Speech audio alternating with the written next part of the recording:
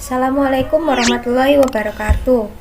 Kali ini saya akan membahas tentang hukum Mendel 1. Apa sih hukum Mendel 1 itu? Hukum Mendel 1 disebut juga dengan hukum segregasi bebas. Ini karena pada hukum ini gen di dalam alel mengalami pemisahan atau segregasi secara bebas saat pembentukan gamet. Hukum Mendel 1 ini bisa dibuktikan lewat persilangan monohibrid. Persilangan monohibrid adalah persilangan dua individu, tapi dengan sifat beda. Sifat yang dimaksud seperti warna bunga, bentuk biji, tinggi tanaman, dan lainnya. Sebelum memasuki macam-macam persilangan dalam hukum Mendel 1, ada beberapa istilah penting yang harus diingat dan dipahami terlebih dahulu. Apa saja itu? Berikut istilah-istilah yang harus diingat dan dipahami terlebih dahulu. Apa saja itu? Pertama, induk. Induk mewariskan sifat pada anaknya melalui gen.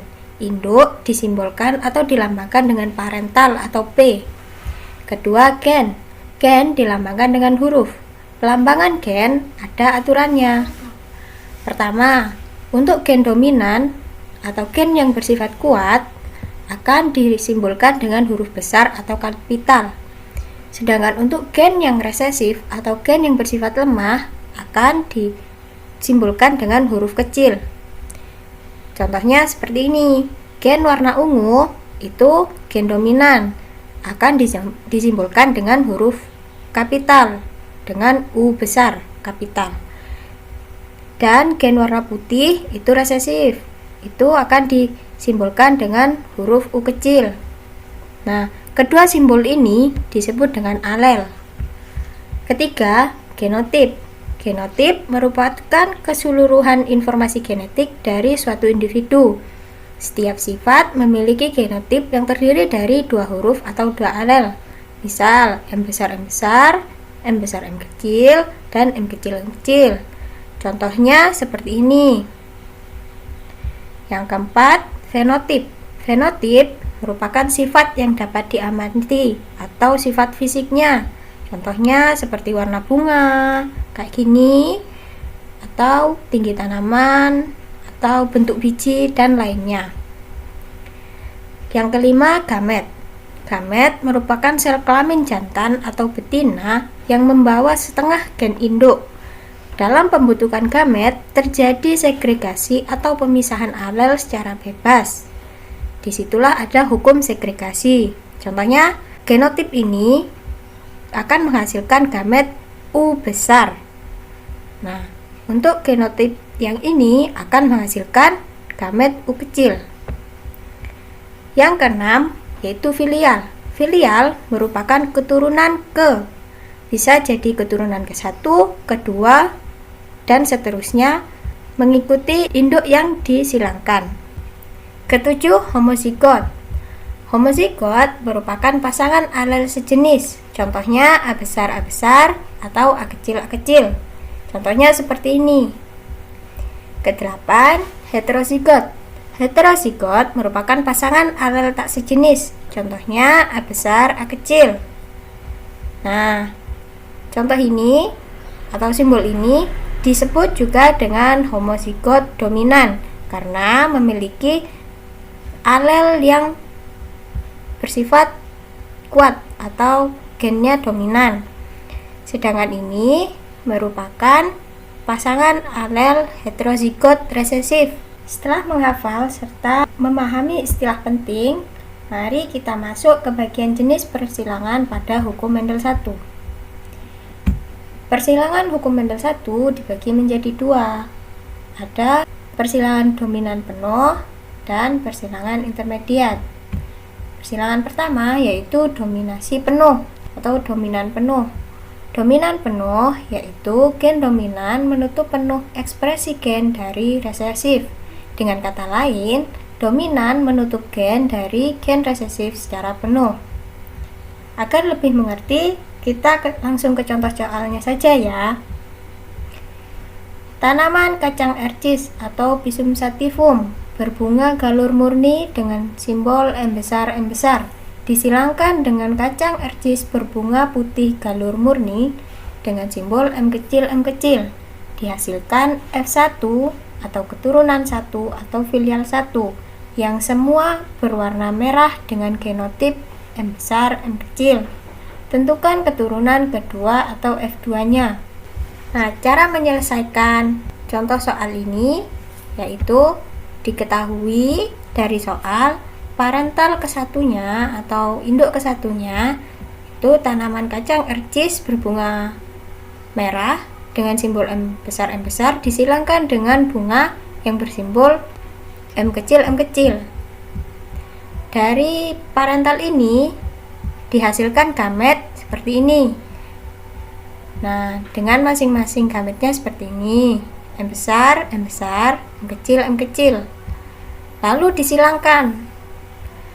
Nah, setelah disilangkan menghasilkan keturunan ke-1 yaitu 100% bunga berwarna merah dengan genotip M besar, M kecil. Setelah itu, silangkan keturunan ke-1-nya menjadi P2 atau parental kedua. Nah, M besar, M kecil ini disilangkan dengan sesamanya M besar, M kecil. Menghasilkan gamet seperti ini. Persilangan dalam gamet ini sama seperti persilangan yang ada di sini. Nah, dari gamet menghasilkan F2 atau keturunan kedua seperti ini.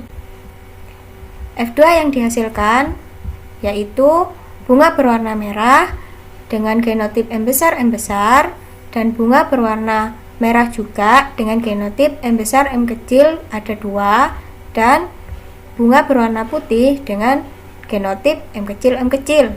Dari sini dapat disimpulkan genotip yang didapat yaitu ada 3 macam, yaitu M besar berbanding dengan M besar, M kecil berbanding dengan M kecil dengan rasio 1:2:1. Dan fenotip yang ada 2 macam, yaitu bunga berwarna merah dan bunga berwarna putih dengan rasio 2:1. Nah, persilangan hukum Mendel ke-1 yang kedua yaitu intermediate. Apa sih intermediate itu?